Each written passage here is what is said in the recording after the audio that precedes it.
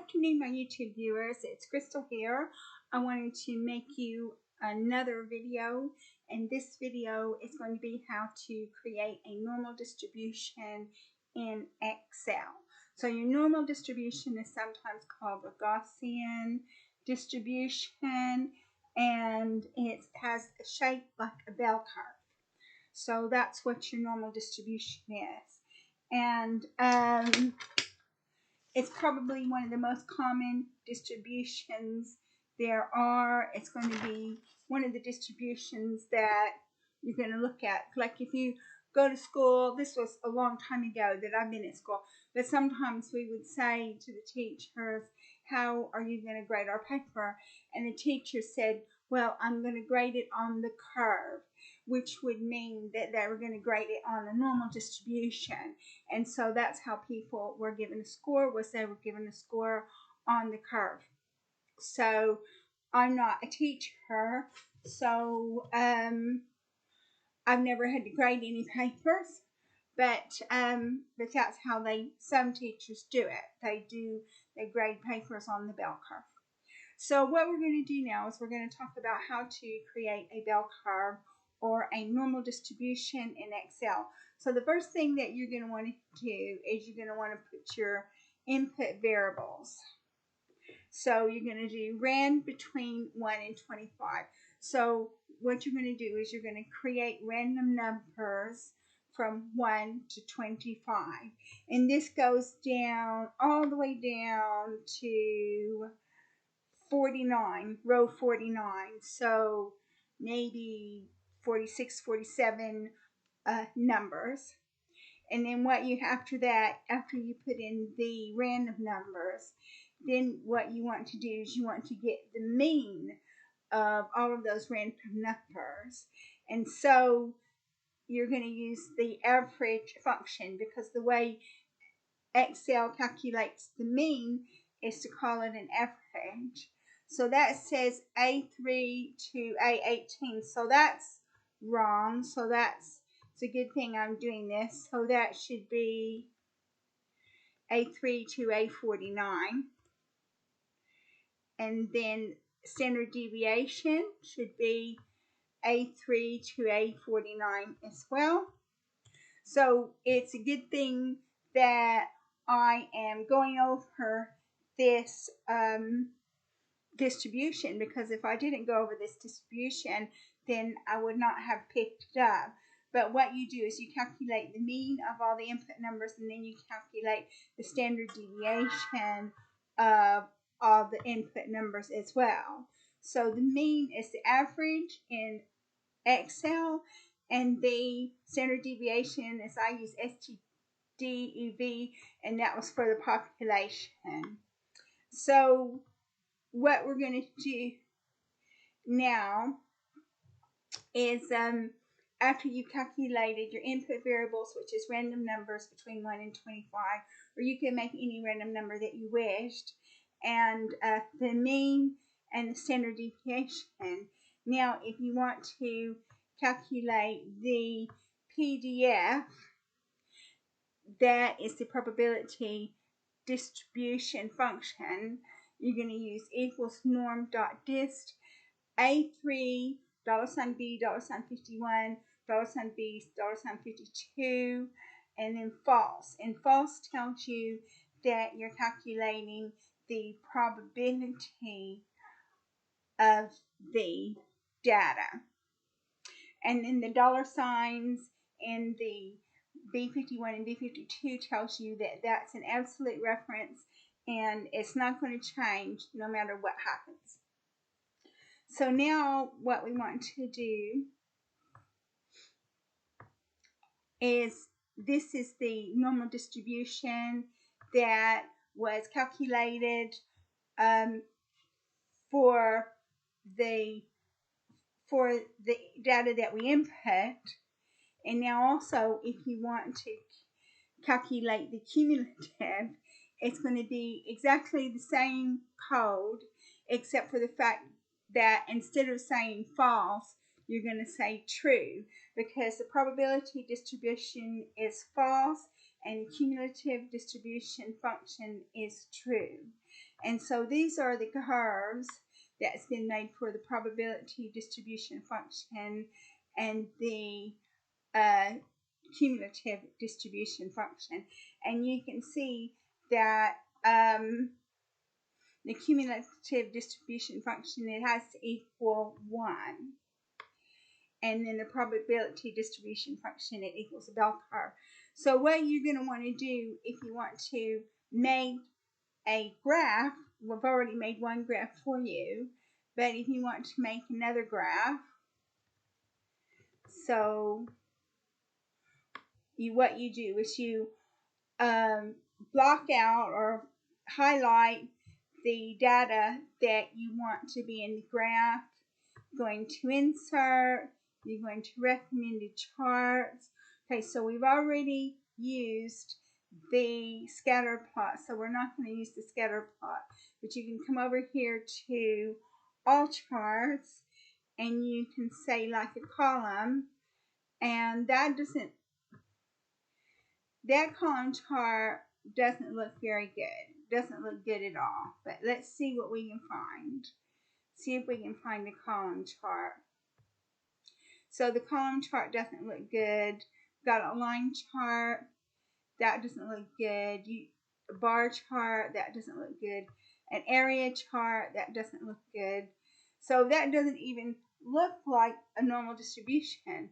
But we've got our XY scatter.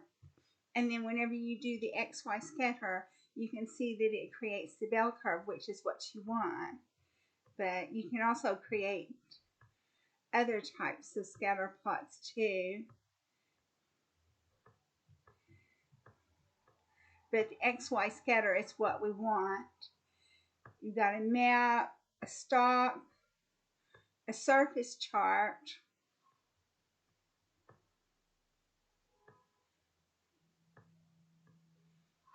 a radar, a sunburst, a histogram.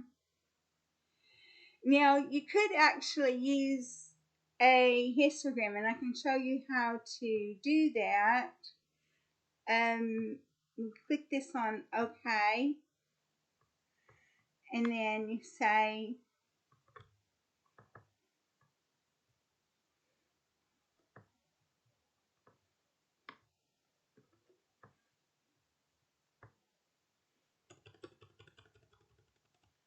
normal.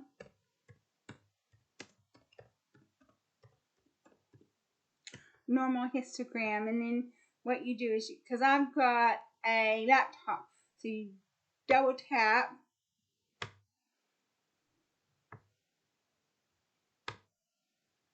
and you say format data points, but that didn't work. I don't think it worked. Let's see what it said. So let's try this again. So format data series, that's what we want. And then you come over here to horizontal axis. You say bin width. And you say number of bins. We're going to say 25 bins. And there's your 25 bins. That doesn't look good either. So that's your histogram, but it doesn't look good either, does it? It's supposed to be a normal curve, but it's not being a normal curve.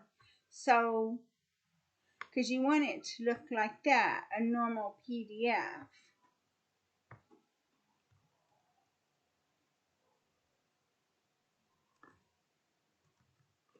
And then you want it to, you want it to highlight what you've done. And then you insert, do recommended charts. And we've done all that. So you want the scatter plot, which is what we got. But we've not got anything else that I like. Nothing else that I like. So we're just going to leave it at the histogram, even though the histogram doesn't really give the results that I like. It's the XY scatter plot, which is what I like. And And then we're just going to cancel it because we've already done that. And then if you want to make a new cumulative distribution chart, you want to see what that looks like, you go into recommended charts again. So we've got the XY platter, sorry, the XY scatter, but we've got a line chart, and doesn't really look like it doesn't really look like the way I want it to look. It's the XY scatter that you're going to be working with. And it's just area. It's just not working right, but it did give us our XY, which is what we wanted. And you can see the other charts that it makes, but I'm not really happy. I'm not happy with the other charts that it has made, except for the waterfall. So you can see the waterfall that it has an ascending slope to the right. So you could say waterfall, and so we'll say waterfall here, and we'll say, I messed that up, didn't I?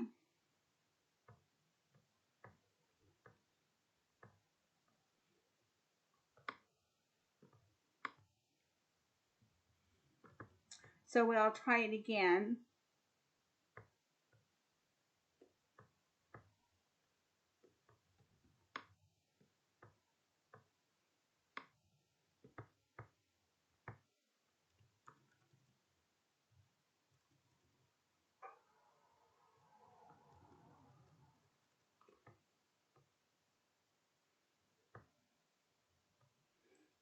So we'll try waterfall again, see what we get.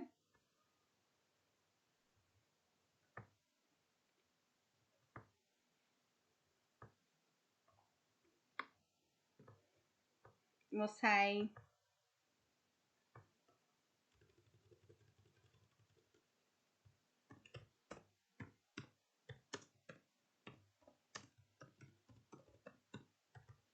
because it's a waterfall chart.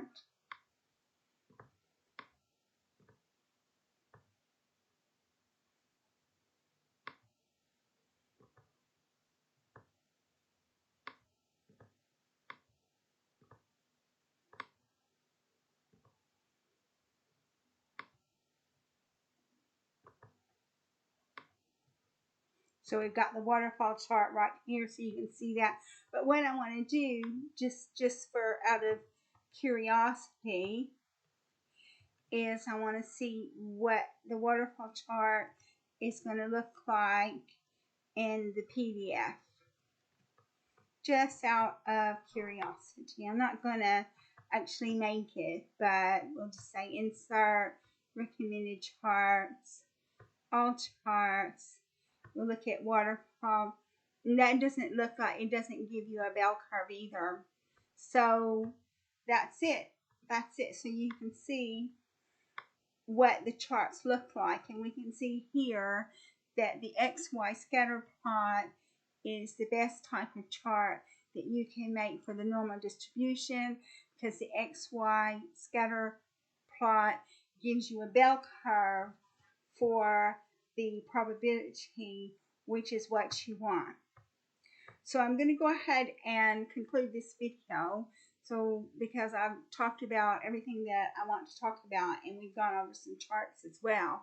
So if you like my video, please like and subscribe. And I look forward to communicating with you in the next video, when I will be discussing a different type of distribution.